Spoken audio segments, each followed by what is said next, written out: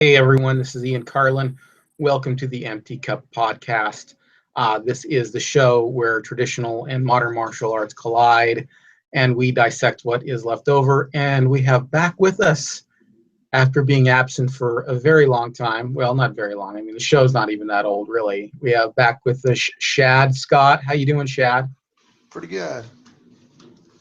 I don't know how much you want to share about your personal life, but there's been a reason why you have not been able to join us on the last few episodes, and it's a good reason. It's Oh awesome. yeah, I'm very jealous. I am a father, so You're I'm a taking. father. Yeah, I'm a father, and I work, and my wife works, so we switch back and forth of who watches the kid.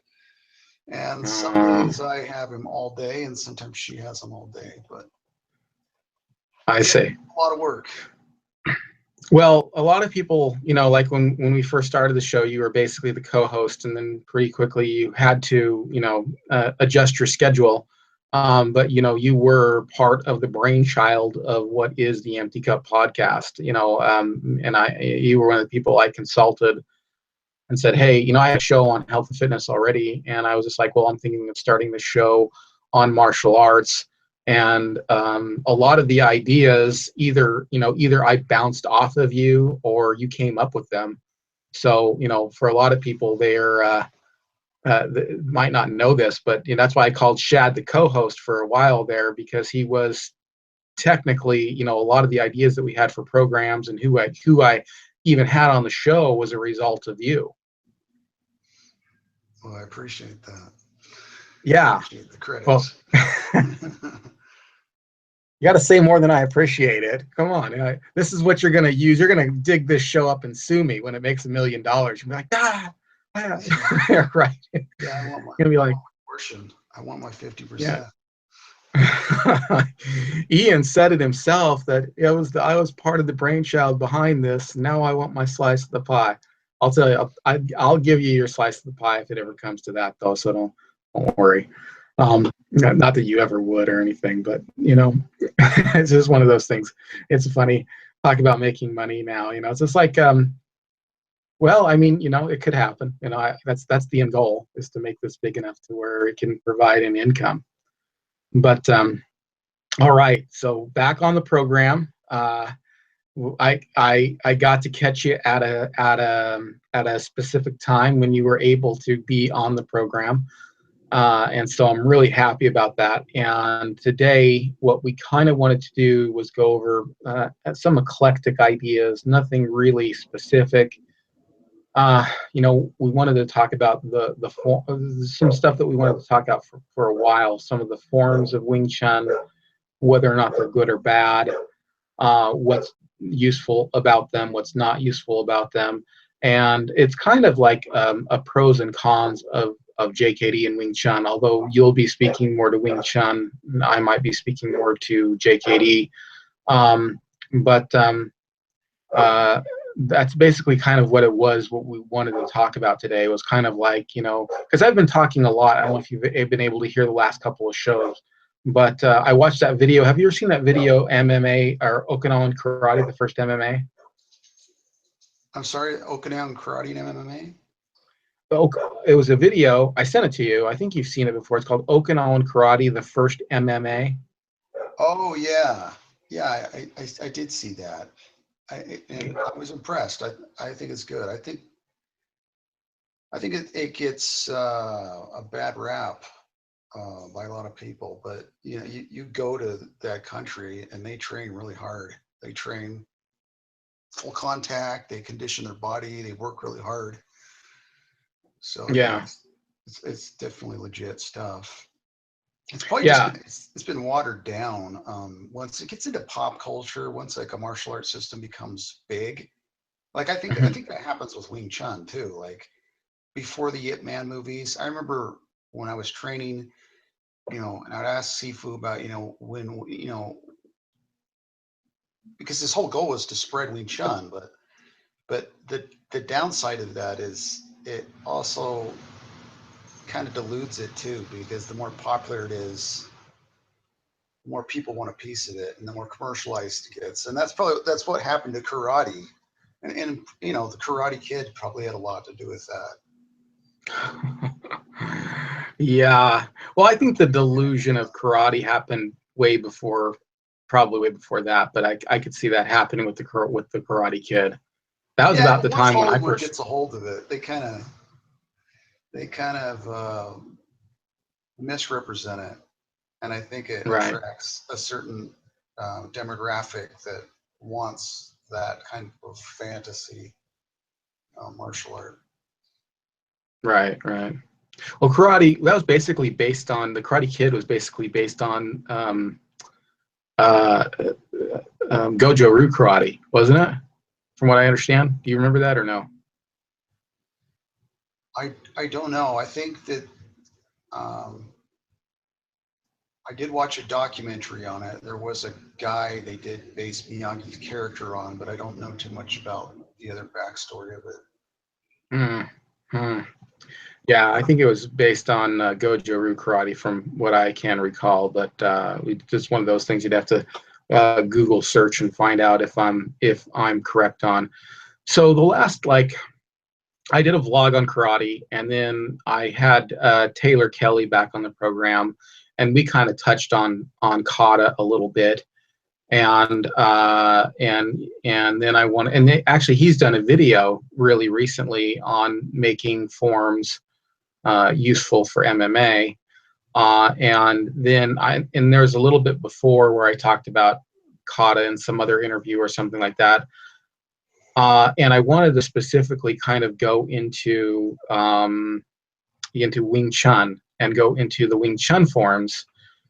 I'm going to apologize for saying this because I've said this on a lot of other podcasts, but if you're new to the podcast, it kind of needs to be this. I need to say it again because it kind of needs to frame our conversation.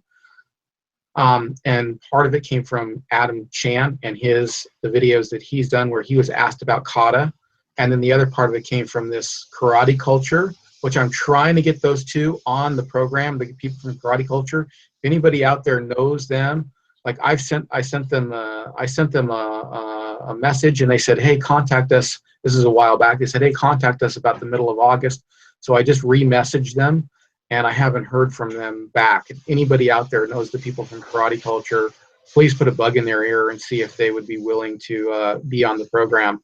So, but basically, here's the framework of what I was saying, of what I want to talk about with the Wing Chun form specifically.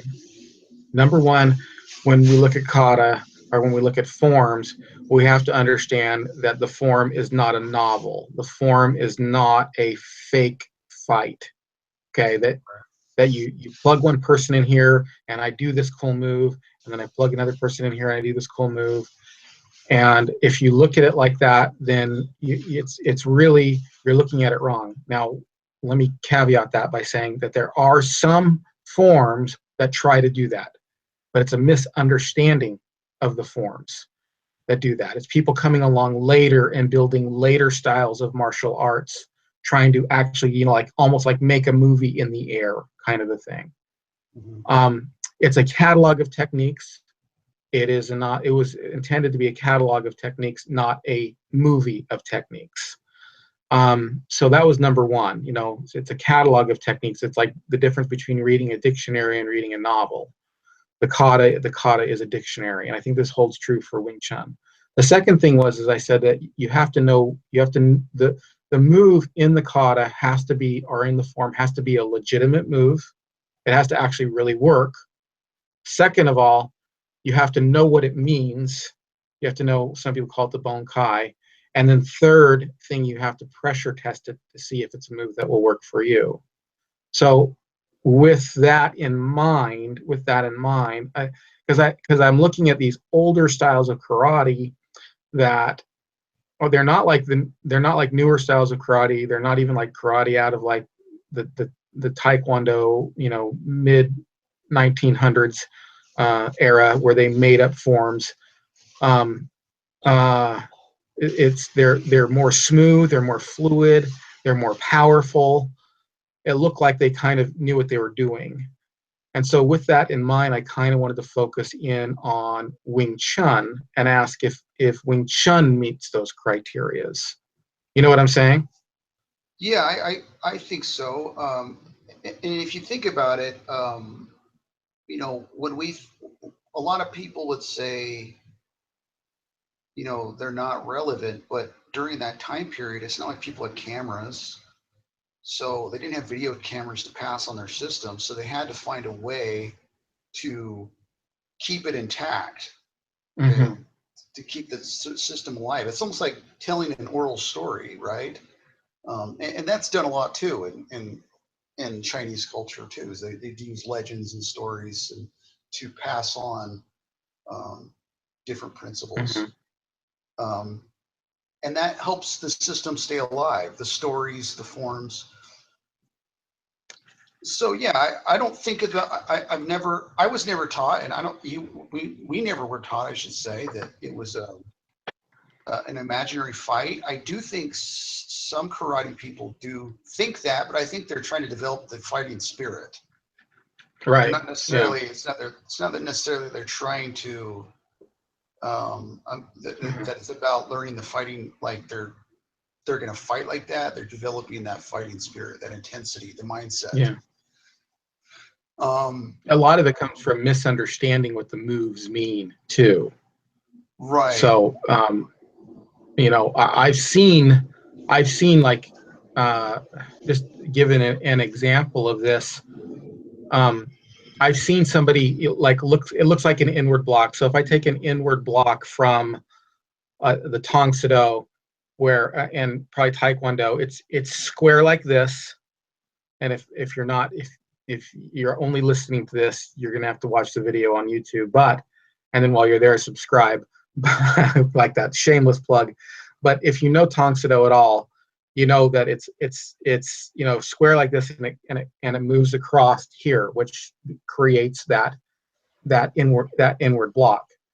But then I looked at older forms of Gojo Ryu Karate, and they did something similar, where instead of being square, it came here, and the hand was out, and it was very circular, bang, like that.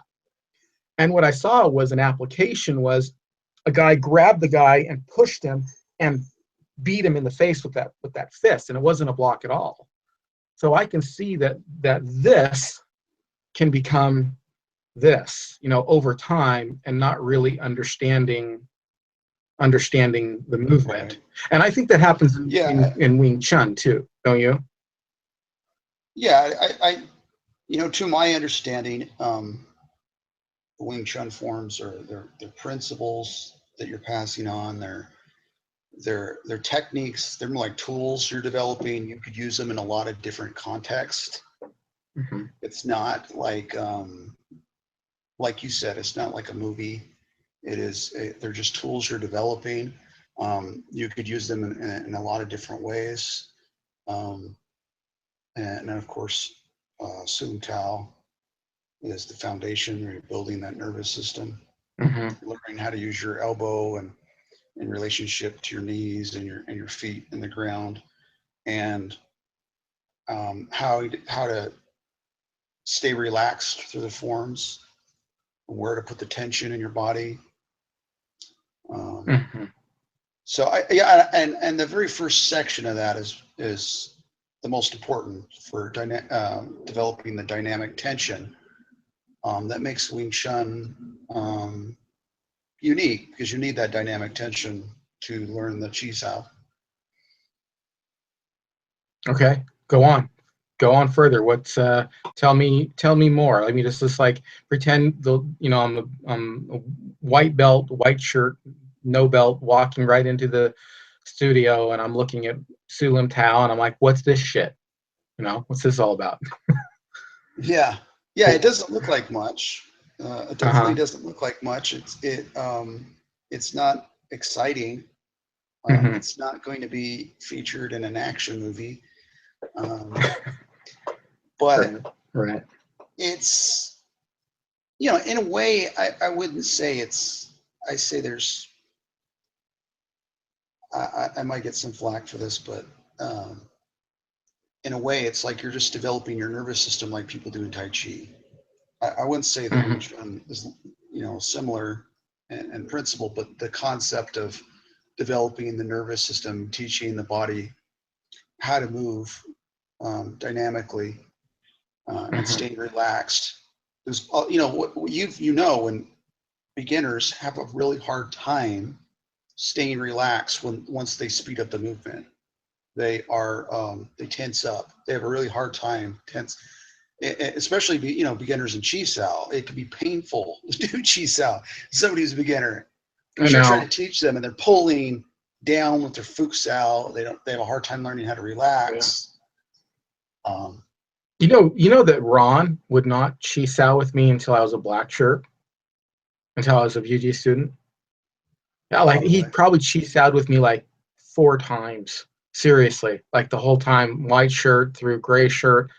And then like once I hit the advanced level, then he started Chi Saoing with me a lot. Well, part of it was he was there more, I think, but like he actually told me, he's just like, he would Chi Sao with me and then he'd make me go with other people. He'd go, no, if I Chi Sao with you too much, he said this to me one time. He goes, if I Chi Sao with you too much, you'll ruin my Chi Sao.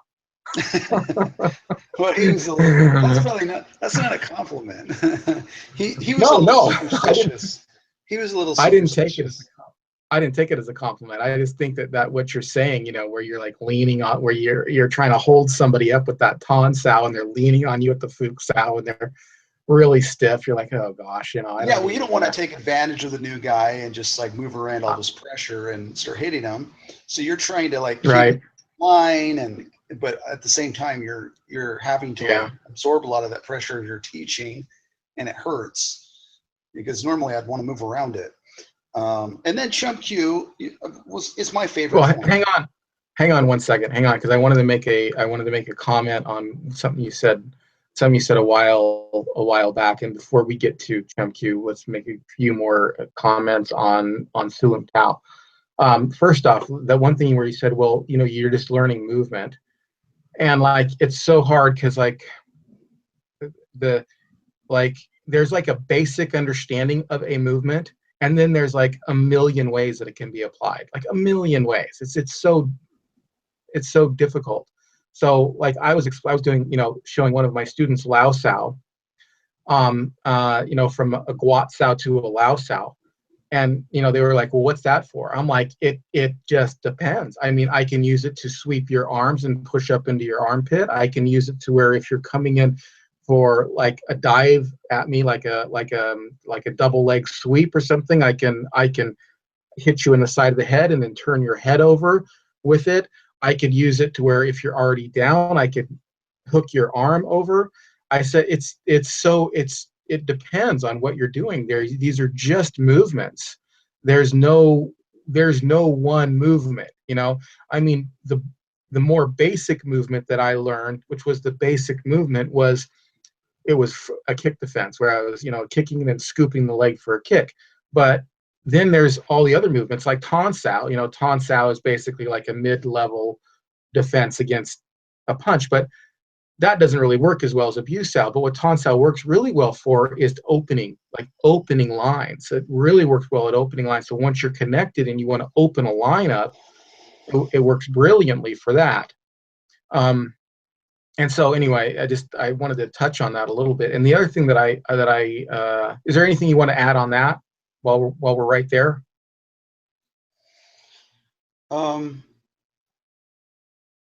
Yeah, I had a similar experience when I originally started training Wing Chun in the college course, and they had some of the students helping teach the class, and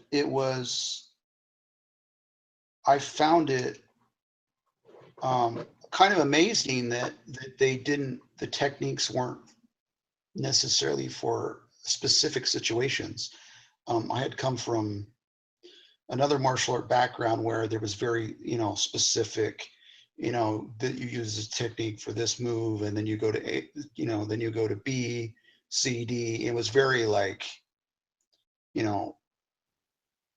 it was just so, sequential.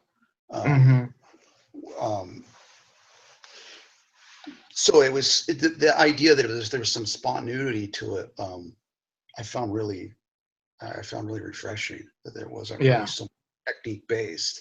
It was just how you use the principles, and the techniques are kind of just along for the ride. Right. Yeah. I mean, you could use a Gonsal if you wanted, like, you know, for a mid-range if you wanted to. You could use a low. I mean, you could, in a way, it's like an inward karate block. Oh yeah. Using your hand. You could use it like that if you wanted to. And the neat thing about Wing Chun is you don't need to think about how to do it or when to do it. It just does it by itself, and that's through the Chi Sao training. That's another neat thing that I found about Wing Chun was that is you're training your nervous system to just respond without thought. There's no like, you know, it's very similar to like a Western boxer. They don't think about how to bob and weave. They just do it. It's so hard. It's so integrated into their nervous system. Right. Well, the last thing I wanted to bring up about Sulam Tao is how it was explained to me was it's like your basic toolbox of Wing Chun. It's like the basic toolbox. It's not a fake fight. It is the basic toolbox of how to do a technique. And then but it provides like the larger tool. So like the larger tool would be like a screwdriver. And then the more precise tool might be the difference between a flathead and a Phillips and a star thing or whatever. And so that's where the other forms that's how it's explained to me. That's where the other forms come in. So you get your basic tools in Sulam Tao, and then you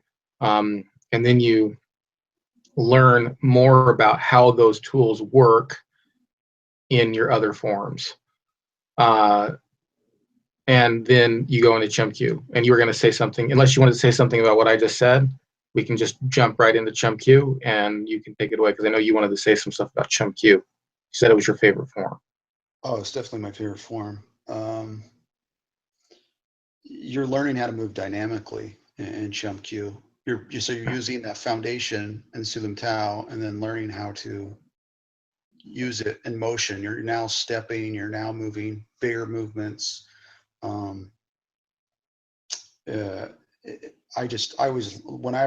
I worked, I used to work graveyard for years. I used to just practice Chum Q over and over and over again, or just certain sections of it. That's what I loved about it. There were certain sections of Chum Q that I could use. And it's definitely teaching you how to integrate the whole structure of the system. So Sulam Tao, you're building the structure, and then in Chum Q, you're learning how to move the structure. And then Bu G is you're like tightening it and learning smaller movements. And Bu G is very explosive. Like there's some movements in Bu G that can hurt you, like if you do them wrong, because it's more explosive form. So what is it that you like about Chum Q? Let's not leave Chum Q for a minute here, because I got some stuff to say about it too. But what was it that you liked the most about Chum Q that differentiates it between Bu G and Sulam Tao? Well, you're learning how to use your Yuma, that turning power, and it helps you deal with pressure. You're learning how to do it. So someone's putting pressure on you, and you learn how to move around it through your stance.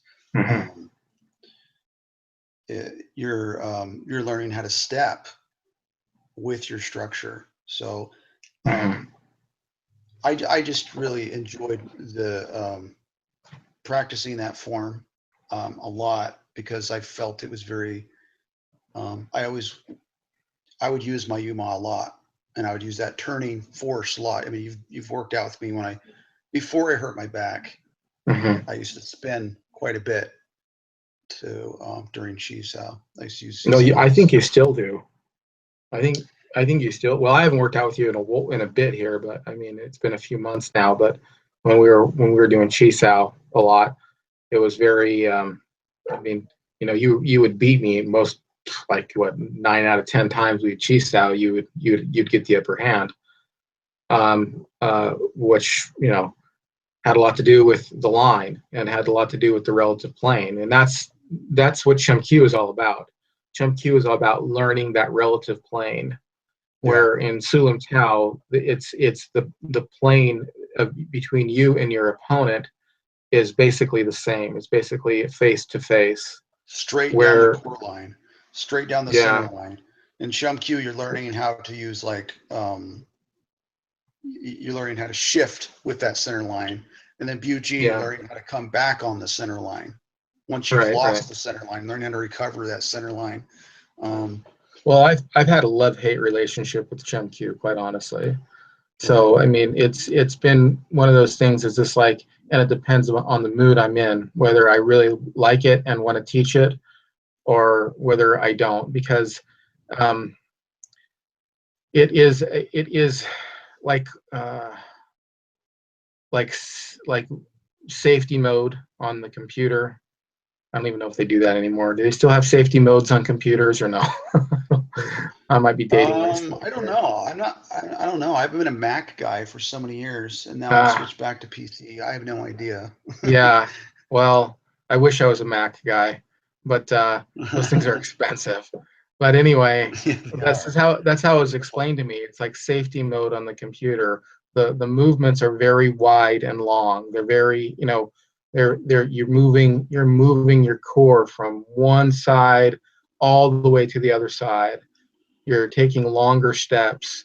It's designed as a kind of a safety movement to some degree anyway. And I think Chum Q really, if you have to understand what the movements are for in there, and then once you understand that, it makes a lot of sense. It makes a lot of sense why you're moving from over here to over there. From basically one side to the next side. Like if somebody it has a lot to do with what you're working against. Somebody's pushing on you and pushing on your core. Taking a drastic movement to escape that is sometimes necessary. And then learning that line, that if I move in space, if I step or if my opponent steps, that I'm still tracking that line. And I still think it's a core value, essential, that if you control the center line, you basically control the fight. I mean, I think that's true. If you can control the other person's center line, I don't think it's the only thing about a fight that you have to control, but I think that if you controlled somebody's center line, you control the fight. Right, because Um, they can't get leverage on their strikes. They can't right, tackle you if you somehow had them off balance. If somebody's off balance, they can't do any technique. No right, technique right, works. You have to have right. balance. And so Chum Yeah, Q, big part of Chum Q is you're learning, you're moving and developing that balance. Um, yes, very much so. And there's little details in Chum Q too that if you don't know what they are, like and I think every school does Wing Chun different. Even in the same organization, they do it different. But there were so many like little things that I've learned, like in hand placements, but they had a reason why.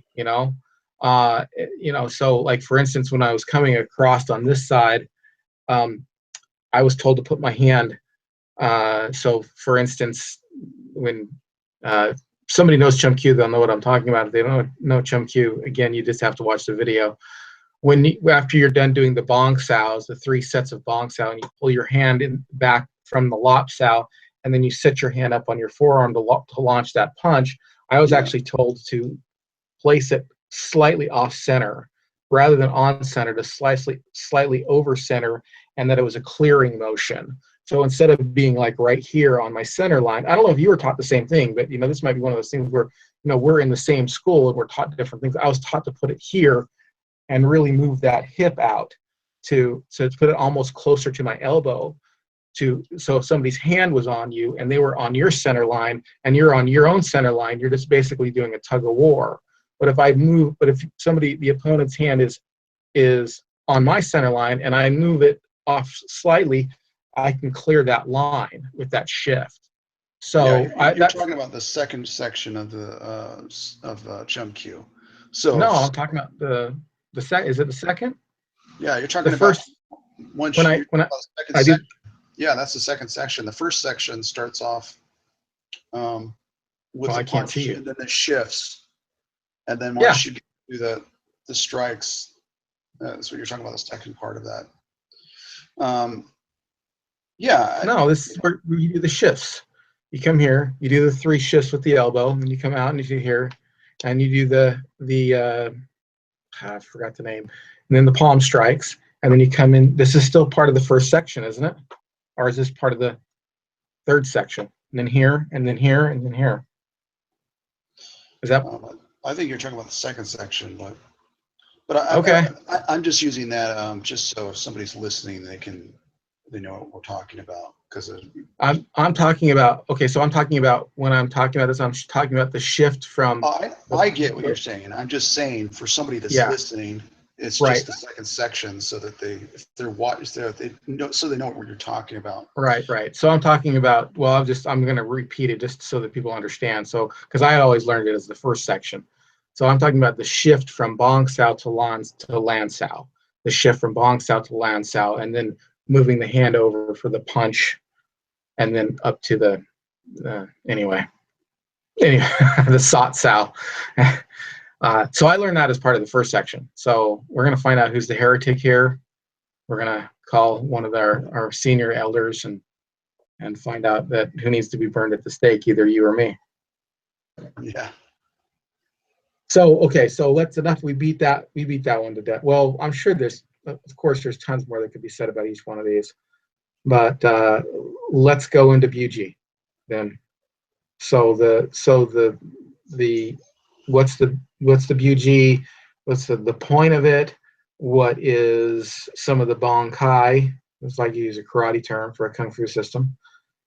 Some of the application, and then I guess we need to talk about pressure testing along, maybe afterwards, because we haven't talked about it yet for any one of them. So let's talk about BUG. So what's the point of BUG, and what are some of the applications of BUG? Well, you're learning how to recover the center line. Right. Lost your balance.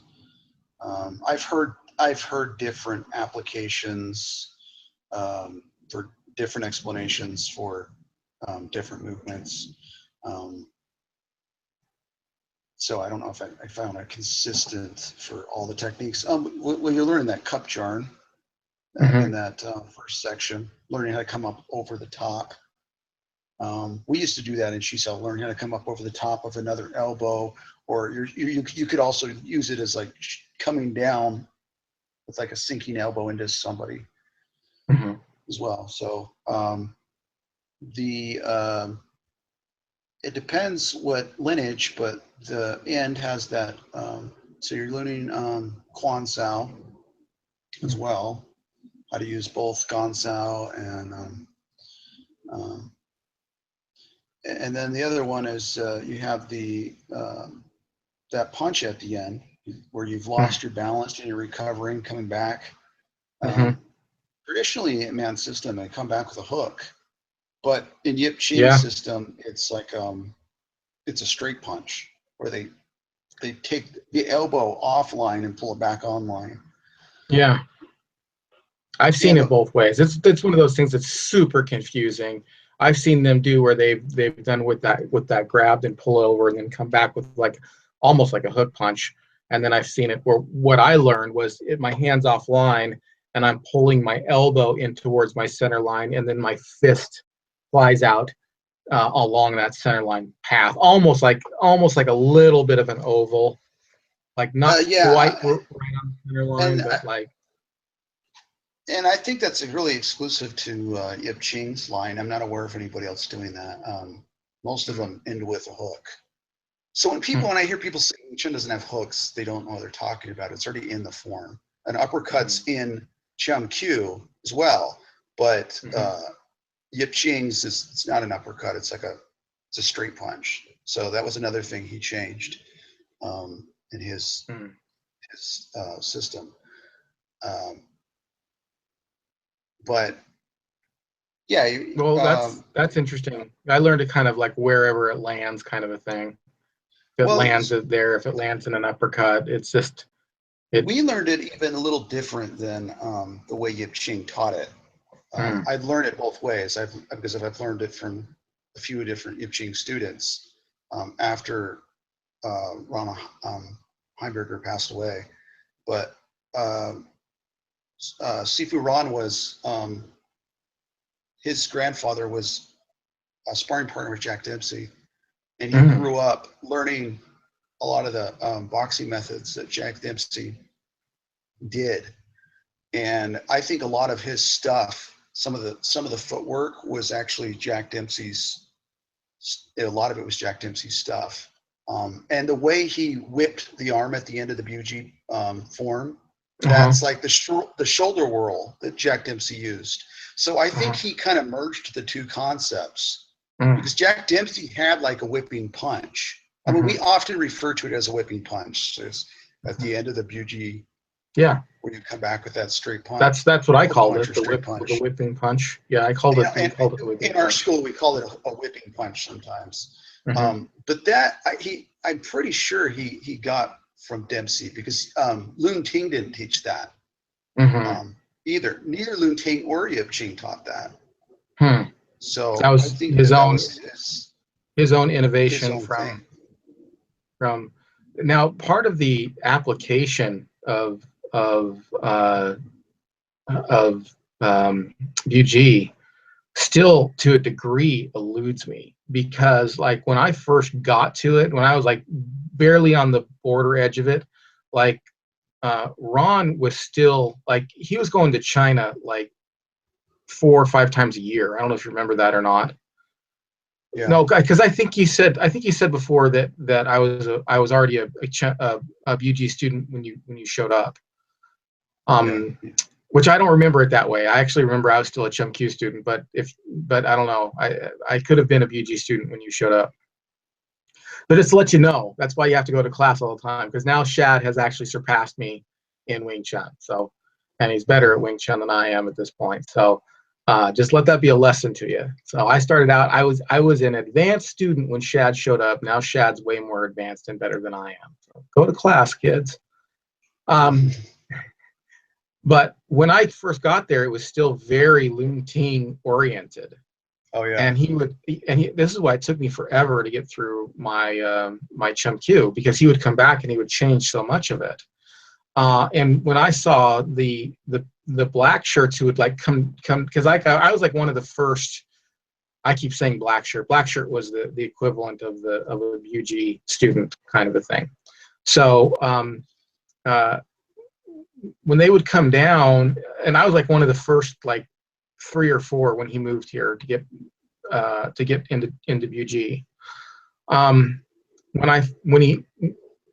they would come down from up north and they would do their stuff, and I'd be able to catch it out of the corner of my eye, they were still doing a lot of the pair drills that were in the Lung Ting system. So I learned all the pair drills in white shirt and gray shirt that were pretty much all the Lung Ting pair drills that he just carried over. And then in Chum Q, in BG, when I went into BG, he had just dropped them. And so then everybody I talked to was like, well, what's this for? What's this? And then people were like, well, you could be this or that, but the word got out that we don't do those drills anymore. So but if you look at the Lung Ting system, that they have a drill for like every part of the form. They have like this back and forth drill, which I didn't get. And he started judging much more just on chi sao than whether or not you knew the drills. So like when I got to so like in white shirt, it was like drill, learn the form, learn what the form means, drill. Then in Chum Q, it was drill. Oh, change the drills. Oh, get back to trying to change the drills. Oh, relearn it, relearn this part of the form, relearn this. And then when I got to BG, it was do the form and chi sao the rest of the time. That was it. We did the form, and then all we did was chi sao. We didn't do any. I maybe learned one pair drill that was kind of a carryover. But everything else was based on, and then his promotion his verbal promotion of me to red shirt, which was the shirt after that, was based on my understanding of chi sao. It had nothing to do with any of those, like the application. Just you kind of just learn for me anyway. You just learn the application through chi sao. Now I've been going on for a while. Go ahead. Sorry. Yeah, yeah, it was just a different teaching. Yip Ching's system it's more streamlined. It's less drills. He did have some, but Lun Ting's had a lot more drills, and I don't know. Depends on the person which one that they prefer. It doesn't really matter to me, but Right. But when you came up through it, when your whole training in BUG before you got to the dummy, what was that? What was that based on? What did you do as far as understanding what BUG meant? Did you get an understanding, or was it just like you learned the form and then you just went into chi sao? yeah, I, that I don't know. I'm sure I was given different insights from different teachers, and Mm-hmm. and our teacher Ron was really good. He was really really good. Oh yeah. But he, I know he was kind of pretty short attention span. He was always in motion, and I think a lot of times it Mm-hmm. was hard for him to remember what he taught you. Um, so yeah, every teacher is And different. yeah, and I do that sometimes too. Like somebody will come along and I'll like for example that uh, part out of Sulam Tao, that the Guat Sao to the Lao Sao move. I mean, somebody could come in and I could be showing a defense against somebody rushing in at you, trying to bowl you over like with some type of wrestling move, and then the next time I could be doing a kick defense. Somebody could come in and go, well, which one is it, man? You told me one thing, then you told me another. I'm like, it's just movement at this point. It's just movement, and I Well, don't know if okay, so you were saying, you know, you one of the topics you asked was some of the weaknesses of Wing Chun. okay, you want to move Um, into that? yeah, well, I think that kind of just what you said just kind of sparked, and I think one of the biggest ones is the culture. Um, Okay. Culture for one, and two, I do think shifting on your heels, it's not as good as stepping. It's just not. There isn't really. There's a reason why other martial arts don't do that. Um, it's not. It's not very natural. It's not very practical to do on a street to Mm-hmm. shift your yuma. It's more practical to step Mm-hmm. and to actually get out of the way Mm-hmm. than to shift on that plane on the same spot. That's one of the weaknesses as far as technique wise, I think. I'm not saying it wouldn't have any relevancy. I'm sure it could under certain circumstances, but anything I could do shifting, I could also do with my feet by just stepping out Mm-hmm. of the way. Yeah. I step off the line now. When I cheese out, I don't shift. I step off the line Mm-hmm. versus just shifting. Okay. The other, yeah. But the number one thing I think is culture. I Well, think I there's think a that, lot of isolationism within yeah. the Wing Chun culture Mm-hmm. where you don't train with people outside the school. You don't associate with other people that don't train in your lineage. You come up with a lot of, there's a culture of a lot of theoretical stuff of like, this is how we're going to defeat a boxer, or this is how we're going to defeat a wrestler. And the way I see it is, if you want to learn how to defeat a wrestler, don't use a Wing Chun guy. Go train with a wrestler. Right. Or if you don't want to go train in wrestling, then find somebody who's willing to let you test it. Right. Um, I have a funny story about that, but anything you want to add to that? Yeah. There's a couple things that I wanted to say to that. I think the footwork is probably the biggest um, problem in Wing Chun for me. Although, I mean, and you're talking to somebody who still practices footwork. I still love the forms. I do them. I talked about that before. But as far as the practicality is concerned, I think that when you look at YouTube videos and you see people losing, Wing Chun people losing, they're standing in that stance, and they don't understand that that stance was there. It's really a matter of being connected. And I think that Wing Chun was developed to defeat 5 animal kung fu. And so a lot of the moves were specifically like, oh, if I get in contact with a 5 animal kung fu guy, I don't have to have such wide movements. Now, some of that carries over, I admit.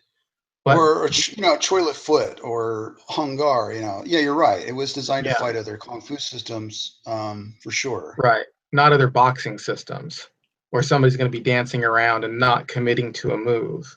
Well, they're And so moving it's on it's half beats. That's the biggest yeah, difference. They move on a yeah, half beat, broken rhythm. right. They're making.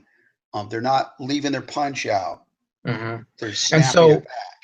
one of the things Wing Chun has to do is it has to learn to stay connected during that. If they break their connection, see, if you're connected, you can be in this stable stance with your hips underneath you. Although I think you should still be able to move. Okay, personally speaking, you should still be able to bounce off your feet. But the but if you're in, a person's in, like a forward stance or a cat stance, and you're in a Wing Chun stance, you're gonna have it over on that person for sure, especially from a connected position. But if a person's skipping around in a light boxing stance, and you're in this stance that's not terribly mobile because you're used to having this pressure, back and forth pressure, that's probably my biggest complaint about Wing Chun. So if I'm sitting here doing Chi Sao, you and I get together and we Chi Sao, yeah, I can sit in the Wing Chun stance, either with 1 foot forward or both feet, parallel. That's fine. Either one's fine with me. But if we spar or if we get disconnected in any way, I don't maintain that stance. I'm not sitting there in that stance waiting to be connected. Yeah. So it works great under a connected mentality, a full beat mentality. But that's kind of what I wanted to say is in my opinion, one of the biggest weaknesses. Now, can that be retrained out? Yeah, I think it can. It can be trained out, and then and still basically maintain the essence of Wing Chun. Sure, I do think that that's a possibility. What was I going to say?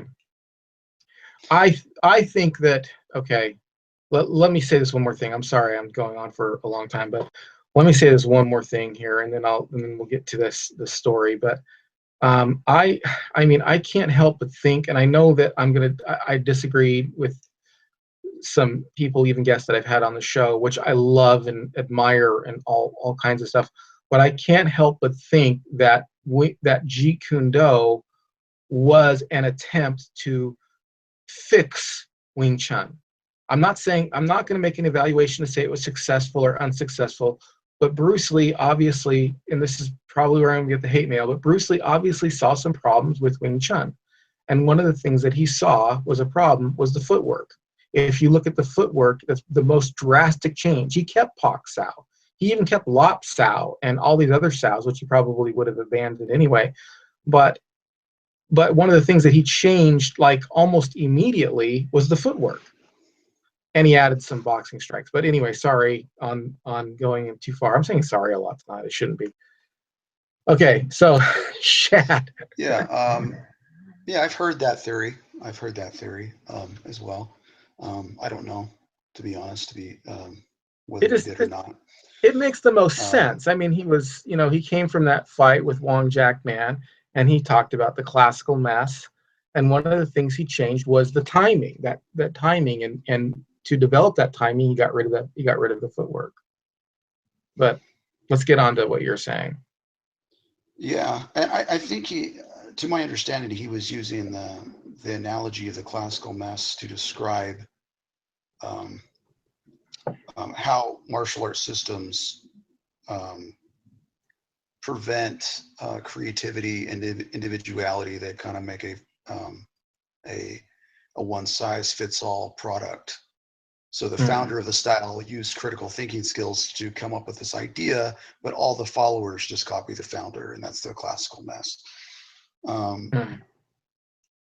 But okay, so one of my good friends, went to a Wing Chun seminar with a very famous Wing Chun instructor. I'm not going to say his name. Okay.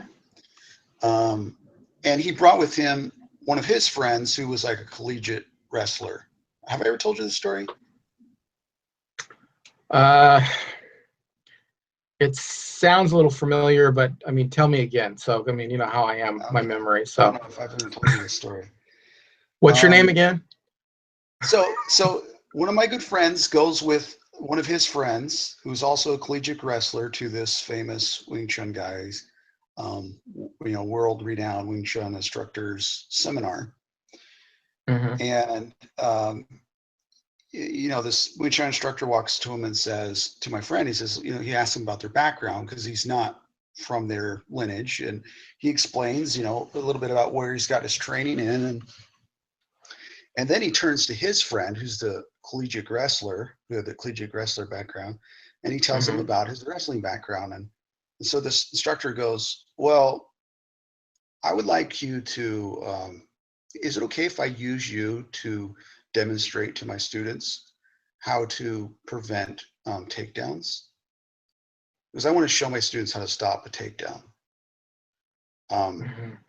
And the wrestler proceeded to take him down and had him dead to rights in seconds, according to my friend. Embarrassing. And the instructor continued to instruct like that was part of the plan. Like he meant to do that. He meant to be pinned like that. It's all part of the plan. Yeah. And that's kind of comes back to where I said about the culture thing. Here you have like theoretical, you've taken Wing Chun, you've taken these principles, and you have theoretical stuff of this is how I would stop a wrestler. Well, you have no idea about wrestling. Or this is how I defeated a jiu-jitsu guy when you have no training in jiu-jitsu. So why don't you just go roll with a jiu-jitsu guy, and then you don't have to have a theory. Then you can actually just go, okay, I knew what worked, what didn't work, or just go train in jiu-jitsu. It's not like there's this idea in the culture that like you go and train in something else, it's going to ruin your Wing Chun. This is bullshit. That's just bullshit. Georges St. Pierre is a phenomenal grappler. Okay. He went and trained with Freddie Roach. Okay. Not because he wanted to become a boxer, but so he could develop some boxing skills to help him with his grappling. So he could use his boxing skills to make openings to take guys down. And so he was still a great grappler. The boxing didn't make him a bad grappler, but we were always, I don't want to take our school and just paint a broad brush. I would just say a lot of Wing Chun guys I've met, there seems to be a culture of isolation where you come up with theories in a vacuum and you don't test them. Where you talk about systems you have no clue about. Well, that's one of the things that upsetted me the most when I came back after getting my ass handed to me by the purple belt in jiu-jitsu. One of the things that upsetted me the most is I was in class and the person was saying, "Oh, if this wasn't a teacher, this was just one of the other students," and he was also a BUG student at the time. And he was talking about how stupid it is to jump in and take somebody to the ground, and that would never work on him. And it's probably one of the only times that I ever got upset. Like, well, upset enough to say something, because I told this kid, I'm like, dude, you don't know what you're talking about. I said, you have no clue. When first of all, they're not just jumping at you. They set it up to where they come in strategically on good timing.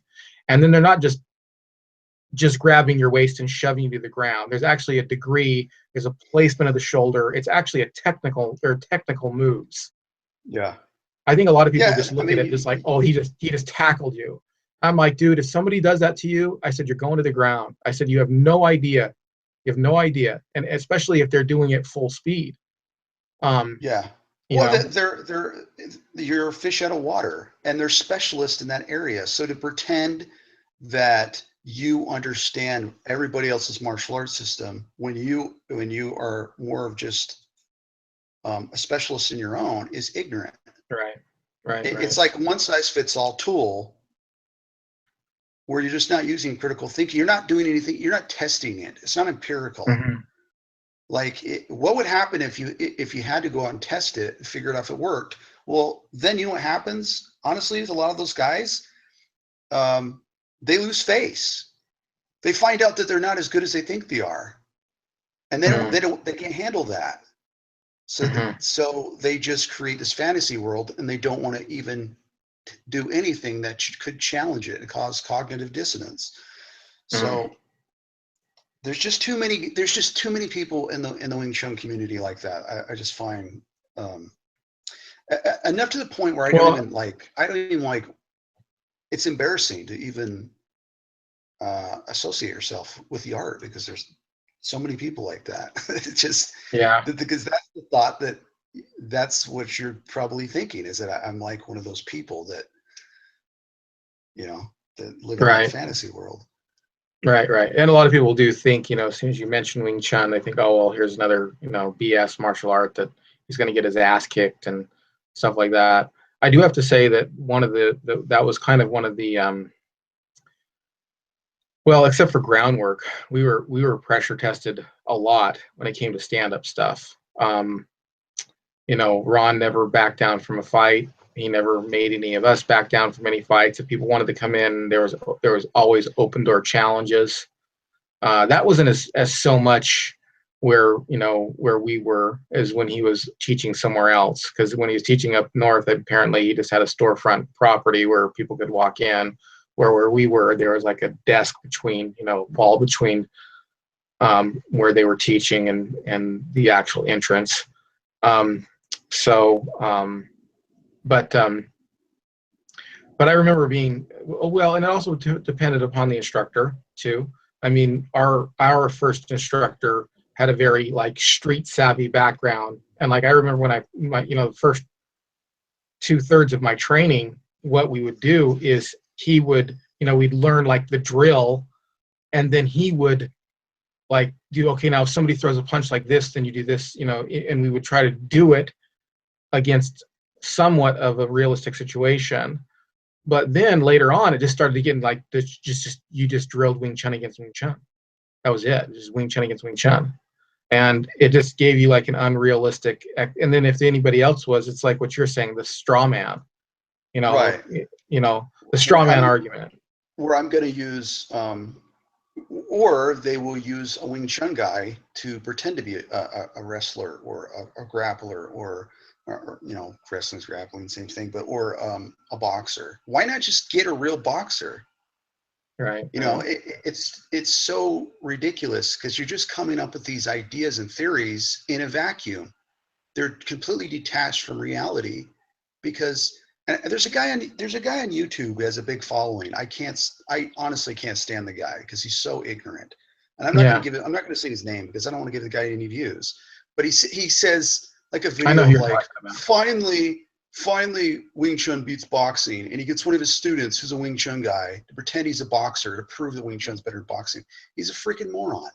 I'm sorry, the guy's a Mm. moron. He's not a boxer. So let's just reverse that. What if a boxer came out and said, finally, boxing beats Wing Chun, and he gets a boxer to pretend he's a Wing Chun guy? I mean, wouldn't he think that's stupid? I mean, Yeah. come on, that's how stupid that is. It's so ignorant to come up with these ideas and pretend like you're Right. an authority on it.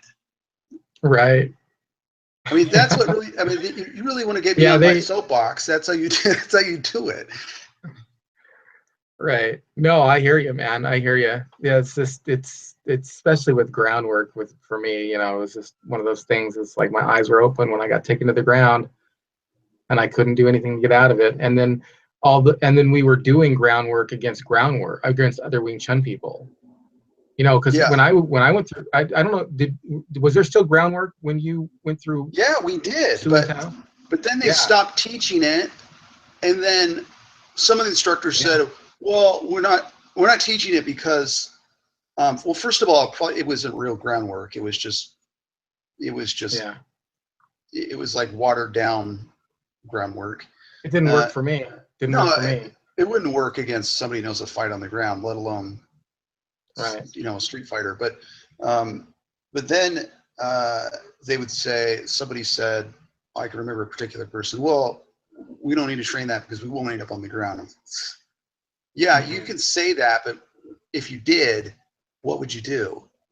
Do you not put your seatbelt on because you don't think you'll get in a car accident? I mean, come on. That's just like a silly mentality. It is, and it isn't. You have to admit that Wing Chun is at that point an incomplete system. I mean, it does not have groundwork, and if somebody takes you to the ground, you are going to get your butt handed to you. And if you want to I think every system's impartial. I don't think there's a complete system. Yeah, for I sure, think for sure. I wasn't they're saying all that. impartial, but Yeah. the difference between like an open-minded person is they will acknowledge where that system has limits and then fill in the space. Not necessarily because they want to become a grappler. There's still going to be a Wing Chun guy or a boxer or whatever it is, but it's so they can deal with that if they had to, or it makes you better. Like the GSP example. Mm-hmm. He learned boxing every style, but for takedowns. Every style has its weaknesses. That's and I didn't mean to exclude any other style. I didn't mean to make it seem like I was just saying that Wing Chun does, but a lot of people in Wing Chun seem to think that groundwork is useless. That's almost what it's looked like. It's like, it is useless. So it's just like, nah. Yeah. I got what you meant. I totally got it. Yeah. So. Yeah, I've seen that video as well. I've seen it where the guy is just like, and he's not really even boxing, or know, and then I think he gets hit by the guy. The guy clocks him. He clocks him. He steps right into a punch. He has no idea. Like you pretend to know about something that you're supposed to be an authority in. Mm-hmm. It doesn't. It's like saying, "Hey, I got a degree in math, therefore I understand. I also can teach English and science and." You know what I'm saying? But only it seems like in the martial art world, people do that. Oh, I got my black belt. I'm a marriage counselor now. Well, that was part of the martial arts cult. We talked about how to know if you're in a martial arts cult. Yeah, it's just like when your Wing Chun teacher is trying to help you with your marriage or whatever, it's just like, okay, does he have any experience in marriage counseling? The same concept. Yeah. It's I know I'm really good at something, therefore I can fill in the space with everything. It doesn't work that way. Right. No, not even close. Not even close. So would you say there are other, let's do specifically the forms. Let me ask you this and we'll close it out with this and maybe some thoughts on it. But do you think there's anything specifically inherently or otherwise a problem with the forms in Wing Chun?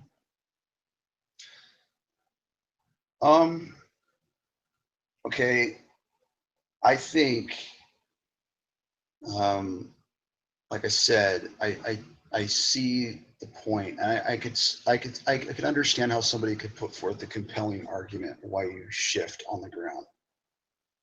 And I'm not a Wing Chun guy at all. You let the name out. You let the name out of the bag there, buddy. I can get what he's saying as far as stepping. Just use your step out of the way. Okay. Wrestlers don't stand and try to pivot; they actually move. Mm-hmm. Boxers, they move. You pivot, but you move. You use your footwork. You don't stand in the same spot and shift. Mm-hmm. If you were to do that on the street, remember they had to gloss the floor. If you go to Wing Chun school, they don't use carpeting. They gloss the floor so that you can shift your Yuma. Right. Well, what happens if you did that on the grass? What if you did that on the street where there's rocks and stuff? It's not going to work. Your feet are going to get stuck. It doesn't make a lot of sense. So That would probably be my only thing. Yeah. That would be my only complaint. I would say that's a complaint too for me as well, is the limited footwork in the. But then also I would say that this may not be inherent to Wing Chun, but not understanding that these movements are just movements. It's not a one-for-one correlation. I've actually never been taught that it's ever been a one-for-one correlation. So it's not like this move is done for this. It's like this move works against 5 or 6 different ideas, and then this move works against 5 or 6 different ideas, and then this move works against 5 or 6 different ideas. So I think that if you think that this, like for example, that Tan Sao beats a hook punch, you're going to get hit in the head. Bu Sao is a much better tool for that. But if you start thinking that I can use Tan Sao to block a lower or mid-level punch, but I can also use Tan Sao to push somebody off base, or I can use Tan Sao to open a line, then you're starting to think correctly about the movements. And I think if we go beyond that, if we try to isolate it and go beyond that, that's where we start running into problems. But that might not necessarily be a problem with Wing Chun per se. That's more of a problem with people maybe not understanding what Wing Chun is. And then I've seen people, I've seen people also on the other side of what you're saying, like, oh, this Wing Chun technique wouldn't work. And then when I see them doing it, they're doing it wrong. Right. So I've seen people use Tan Sao almost like an outward block, and saying, see, oh, that will never work against a hook punch. And they start using Tan Sao like an outward block. I'm like, well, that's Tan Sao straight ahead. It's not an outward block, It's not. I literally saw that on a video. It was years ago. This is a VHS tape that I sent away for one time. But basically, he's saying, "Oh, this Tan Sao is not going to work," and the guy was throwing it, and he was doing and using it like an outward block. I'm like, well, that's not Tan Sao. That's nobody who is worth their salt in the Wing Chun world would understand Tan Sao that way. So you can, and then also, every style has a form. Even if you do boxing, if you do shadow boxing, guess what? You're practicing your moves in the air. It might not be a fixed move, but you're practicing your moves in the air.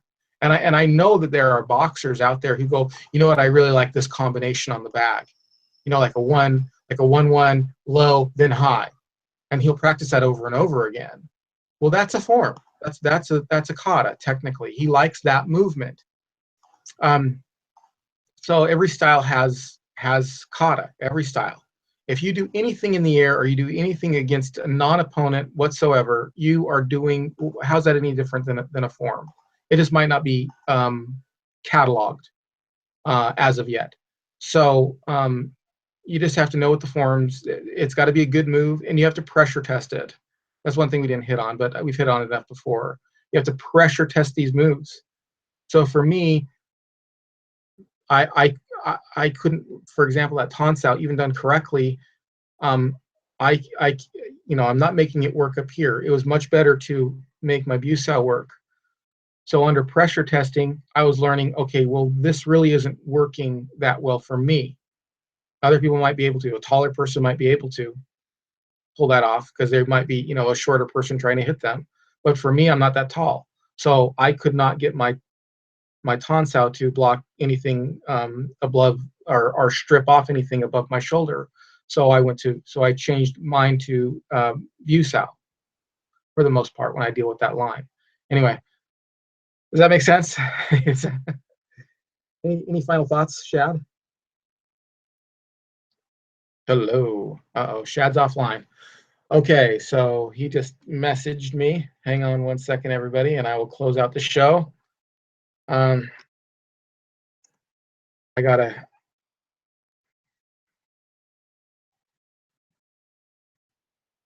Oh, okay, everyone. Well, thank you. Shad was back on for the program today. I really appreciate everybody joining me today.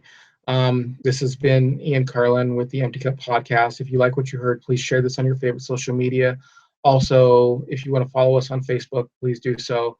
at Facebook/Empty Cup Podcast. And I do a lot of updating on Facebook for the most part. And for Twitter account, if you want to follow me there, but I don't really post on Twitter that much. It's mostly Facebook in which I work. So if you're really looking at keeping up with the show, I would recommend two things. Go to the Facebook page, and also go to the Empty Cup Podcast, the YouTube, which is Ronan JKD. Sorry, lost my train of thought here. Got a couple things going on. So Ronan JKD, go there and subscribe. Thank you ever so much for joining me today. And until we meet again, keep your gloves up.